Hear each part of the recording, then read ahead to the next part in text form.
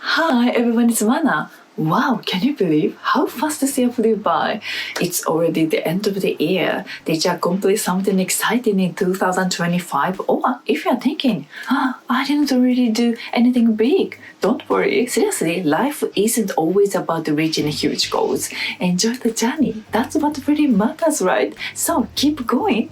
So today, let's talk about some of the basic values that many Japanese women hold, especially in today's era. As times change, life changes too, and of course, our mindsets change with them. There are traditional beliefs that have stayed the same for generations, but there are also new ways of thinking that continue to evolve with modern lifestyles and society. In this video, I'm going to share 3 important mindsets that many Japanese women have today.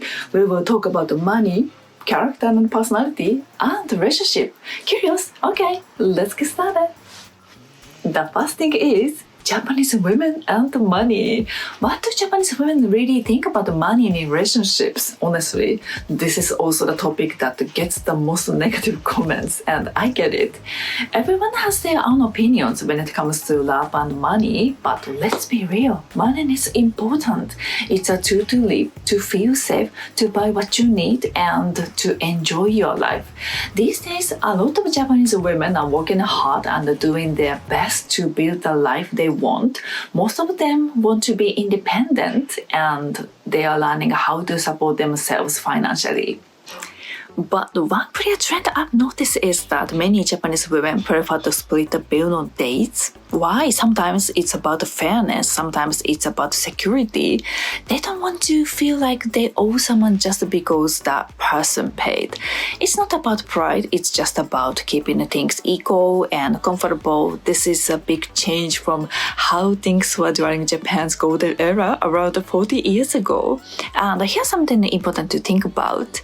If you are always surrounded by women who expect you to pay for everything, or who seem to care more about what you give than who you are, maybe it's time to change your environment or even walk away from those connections. Because yes, everyone has their own money rules in relationships, and that's okay. But if someone constantly crosses your boundaries or makes you feel used, that's a red flag. You can't always change people, but you can choose who you connect with. And honestly, I don't have any friends who expect men to pay for everything. Most Japanese women I know just want things to feel fair, and they want to build something together. And just a little small talk. I was watching a TV program recently, and there was a young woman, probably in her 20s, and she said something interesting. I don't want a guy to pay for me, but I still want him to earn more than me. When you hear that, what do you think? Does it sound fair or a little greedy?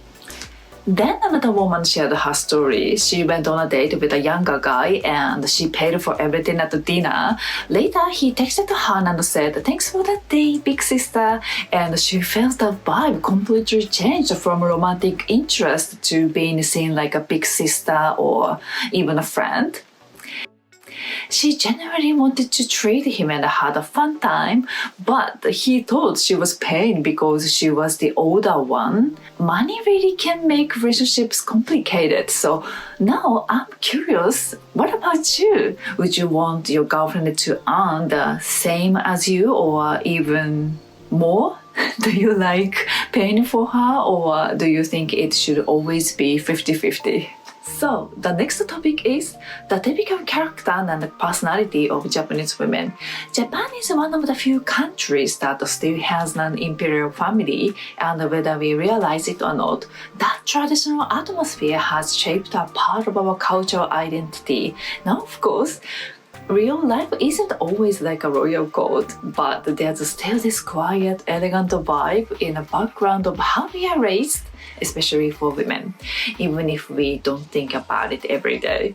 These values are passed down through our families, schools, and society as we grow up.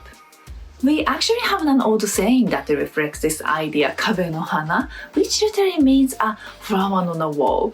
It's an old expression, but to me, it really captures a symbolic part of the Japanese mindset about beauty. Well, it describes a woman who's low-key and modest, not someone who's trying to steal the spotlight, even though she may be standing off to the side, not in the center. She's seen as graceful and peaceful, like a flower gently displayed on the wall. Not flashy, but still beautiful. It's about showing your beauty through your attitude, your actions, and the way you treat others. The next mindset many Japanese women learn from a young age is having compassion and empathy for others. I know not everyone follows this. There are definitely people who act rude or selfish sometimes, but in general, if she grew up in a fairly typical or traditional Japanese family, this kind of thinking is just normal. It's almost like common sense here in Japan to care about how others feel, to be considerate, and to try not to make people uncomfortable. The next mindset is don't cause trouble to others. This is something we are taught from a very young age, and it's actually one of the most important social rules in Japanese culture. And you might have already noticed this if you visited Japan. For example, have you ever been on a Japanese train or bus? It's usually very quiet, well, except on Friday nights. Friday nights is a bit noisy, but most of the time we are very careful about making noise in public spaces. We try not to disturb the people around us. When I travel abroad, I sometimes notice this in cafes or restaurants, people playing YouTube or TikToks at full volume in public. And honestly, I get a little nervous, like I have butterflies in my stomach, because in Japan, that kind of thing is a big no-no. It's not illegal or anything, but it's one of those unwritten rules we grown up with. Be aware of others, don't make people around you uncomfortable. I'm not really sure. Maybe in other countries, people don't find it that annoying. But for many Japanese women, we are taught to avoid anything that could bother the people around us. So if you ever get a chance to date a Japanese woman, don't worry, she probably won't do anything embarrassing or over the top like you might imagine. Most Japanese women are naturally careful about behaving respectfully, especially in public.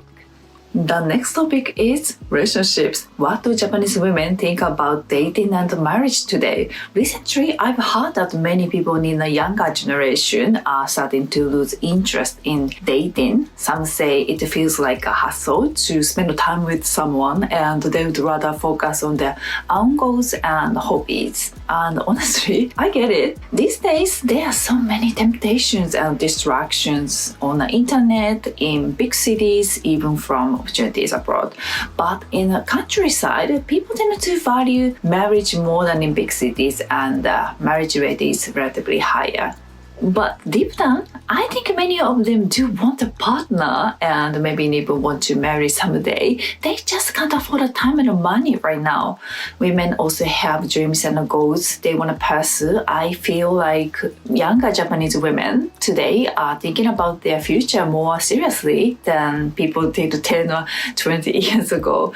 They are not just thinking about romance, they are thinking about security, stability, and personal growth. They might look immature at first glance, but many of them actually know exactly what they need to do next. And let's be honest, no one can predict the future economy, so Japanese women are becoming more realistic and stronger than ever before.